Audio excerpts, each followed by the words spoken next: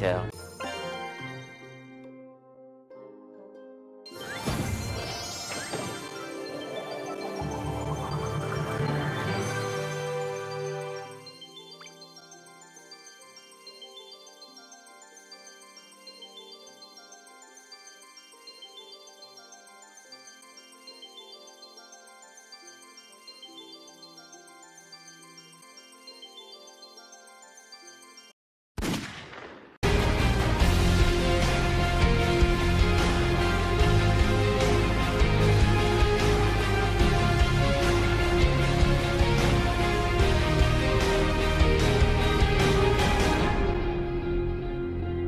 Hey, what's up guys, Smookie here, and today we will take a close look at the Mega Knight. Not only you're going to learn how to use and counter the Mega Knight, but also we will take a look at 2 detailedly described battles, and that'll be it. If you would be asking where I got the Mega Knight when I didn't win the challenge, no, I didn't buy it from the shop, I didn't get it from the chest, I just borrowed a friend's account and recorded the video on his device. So hope you guys enjoyed this video and just watch it. The Mega Knight is a unit with high splash damage in the game. Thanks to his spawn stomp with 480 damage, he can deal almost the damage of a fireball. Thanks to that, he can dish up barbarians, wizards, musketeer or a witch if you decide to drop him on them. He can easily one-shot goblins, skeletons or fire and ice spirits. But for archers and bomber, he will need that second attack. Unlike the Electro Wizard, Mega Knight's attack doesn't deal damage to air units. Against the minion horde, he is going to get destroyed. His jumps activate between 4 and 5 tile, and identically to his spawn storm, his jump deals twice the damage. Unlike the bandit, Mega Knight isn't immortal when he jumps. But when he's in mid-air, you cannot pull him with a tornado. You can't even reset his jump with a zap. So don't even try putting down the Electro Wizard, because he will not stop him. The only card in the game which can reset his attack is the lock, but you have to be precise on timing, otherwise he will jump over it. The Mega Knight has a huge health. With 3300 hit points, he has the 4th highest health in the game. His regular attack deals a little bit more damage than the Dark Princess, but the Mega Knight has a half second slower hit speed. Mega Knight is an ultimate defense card. He is able to stop almost every unit and then go for a counter push. Hawk Rider, Elite Barbs, Prince or even the Sparky doesn't stand a chance. But of course, there are some units which are going to give him some problems. For example, the Golem has so much health, it is impossible to take him down before he touches your tower, and the P.E.K.K.A has 2 strong attacks, so she is also going to get through. Although the Mega Knight is a real monster which will destroy everything that comes into his path, but every monster has its weaknesses, and now we'll take a look at few of them. Similar to the Executioner, the Mega Knight has a specific splash radius. Knowing that, you can apply an easy rule: always put units around him so he couldn't attack all of them. This technique can be also applied with guards or skeletons, but you will need some high damage unit to support them. The most important thing is to don't let the Mega Knight jump. Once he makes his charge, his jump cannot be stopped. The problem appears if you don't have a proper counter.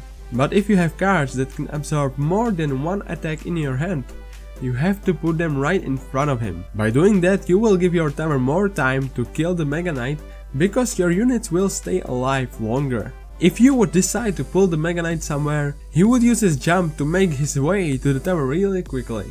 But let's move to the units that will give the Mega Knight some hard times. The best counter and a unit that will get the Mega Knight into a big trouble is the P.E.K.K.A. She can easily take out the Mega Knight and then move to a counter attack.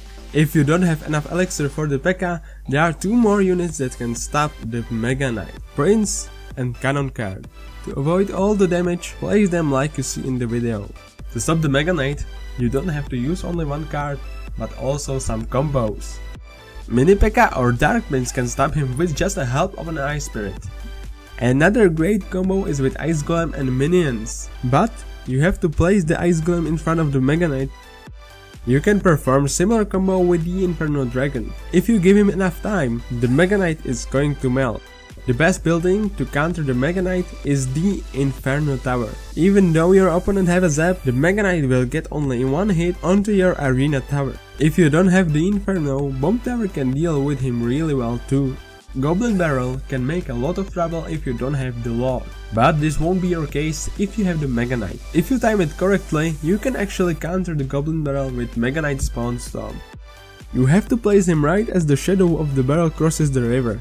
Well, to summarize it, the Mega Knight is an OP and awesome card that can make a lot of trouble, but if you know what to do, he won't surprise you. Although, you have to watch out at the elixir, because small units will not stop him. Let's jump into some battles. In the first battle, I'm playing deck with Mega Knight, Hawk and Lightning, while Dave is playing Mega Knight with Inferno and Miner.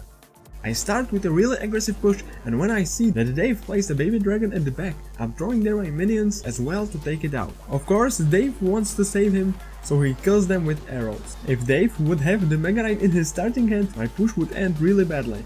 But this time the risk pays off, because I almost destroyed his tower. Problem is that due to that, I'm now in 7 elixir disadvantage, and Dave knows that, and he wants to use his undamaged baby dragon for counter attack. He throws there the miner and mega minion, and I know I must do something, otherwise his combo destroys my tower. I could try a combo with the Ice Golem and Bats, but that would be too risky, because he could have some spell. So I decided to go for the safe way, to use lightning. My suspicion with spell was right, because Dave uses poison, but I saved myself with the lightning at the last second. I still have 1500 HP left, and I'm getting into an advantage. Now we're just waiting for the elixir.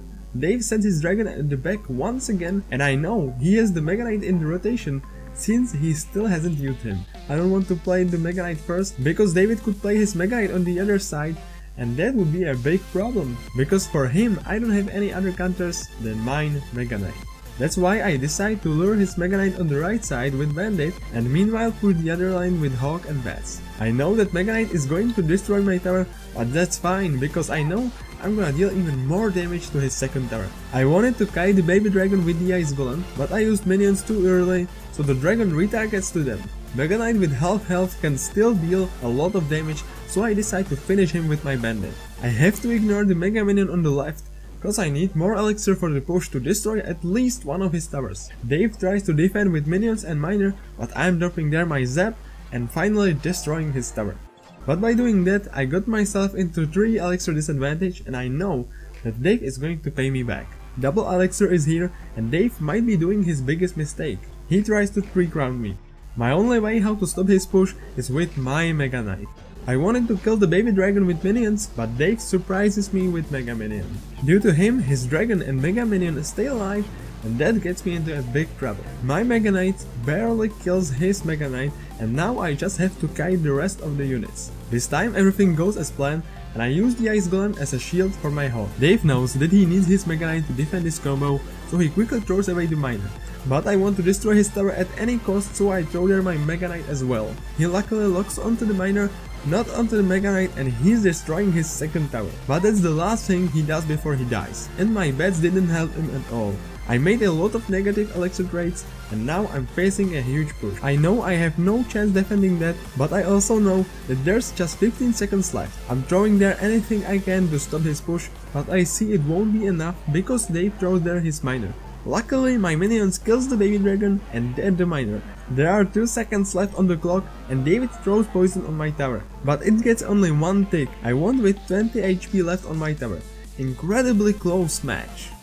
Now we can look at our mistakes. I made the first mistake when I tried to pull the baby dragon with the Ice Golem. I used the minions too early, so the baby dragon retargeted to them. Another mistake was from David. When I pushed with Hawk and Bandit, he should have used the Inferno plus the poison or minions to stop it. I think this combination would be much better. The third mistake made David as well. Instead of trying 3-crowning me, I think he should go for the second tower. Plus the poison didn't help him at all. The last mistake was from me when I tried to push the tower at any cost. If I wouldn't be lucky and my Mega Knight targeted his Mega Knight, it would cost me the game. I wouldn't destroy his tower, and by the push he made, Dave would totally destroy me. Let's look on our second battle when I faced a P.E.K.K.A deck. As you already know, the P.E.K.K.A is Mega Knight's biggest enemy. You will make just one mistake and you're done. If you see that your opponent plays his P.E.K.K.A at the very back, You have to push the opposite lane immediately. In this battle I pushed the opposite lane, but I placed the Mega Knight at the back. By that I gave my opponent time to gain enough elixir to defend. I had to deal with the P.E.K.K.A. on the right side, so I couldn't support the Mega Knight on the left side. Although his P.E.K.K.A. destroyed my tower because I gave him elixir advantage. In this battle I decided to make a quick push right at the beginning.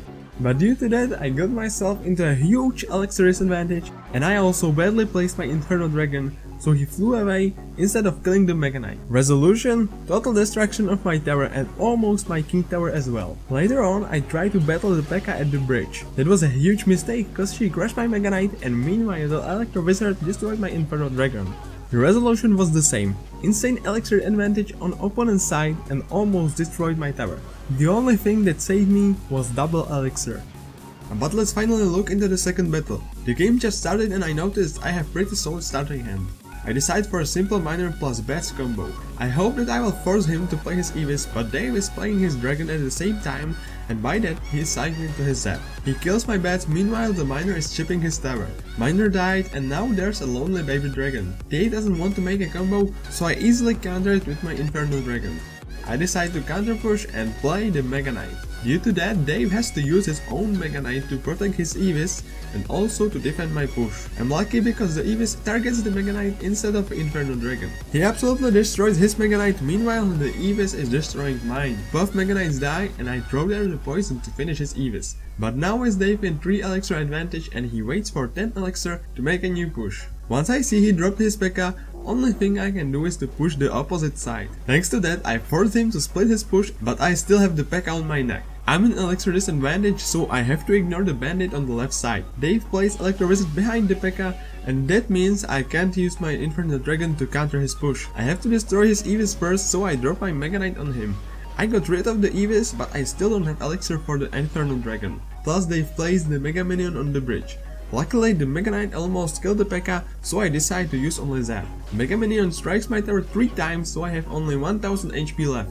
When we both have 10 elixir, Dave places his P.E.K.K.A. at the very back. That gives me once again opportunity to push his opposite lane with everything I can. Double elixir is here, but he's too late with his Mega Knight. So I destroy his left tower plus the Mega Knight because he doesn't have the elixir to help him. Now I can focus on the right side. Dave knows that naked P.E.K.K.A. would die really quickly, so he tries to help her with Evis and Bandit. But I was expecting that and I sent there my Mega Knight as a tank. So the Inferno Dragon melts his P.E.K.K.A. I must throw there the poison as well, otherwise the Bandit and Evis would strike my tower. Only one who survives is my Inferno Dragon, so I try to use him for counter attack with Miner and Bandit. That was a huge mistake because Dave cycled already to his P.E.K.K.A. and she destroys my push. Dave knows he has his last chance to win, so he gives everything into this push. Although my Mega Knight with Inferno Dragon destroys his last hope of winning the game. It's end of the game and I had to try hard to win against the P.E.K.K.A. Let's quickly look at our mistakes. The first mistake made Dave when he placed his P.E.K.K.A. at the back for the second time. Due to that, I knew what to expect and he gave me once again opportunity to destroy his tower. Second mistake was from me. When I decided to go for a counter attack with the Inferno Dragon, I should have known that he cycled back to his P.E.K.K.A. that later destroyed my push. So that would be everything from this video. I hope you guys enjoyed it. If you didn't, just tell me what to improve. If you did, smash the like button down below. And also I'd like to thank my friends from the clan that helped me with the video. Dave was helping me to make the footage and Olas borrowed me the account with the Mega Knight. So thank you guys for watching and see you in the next video.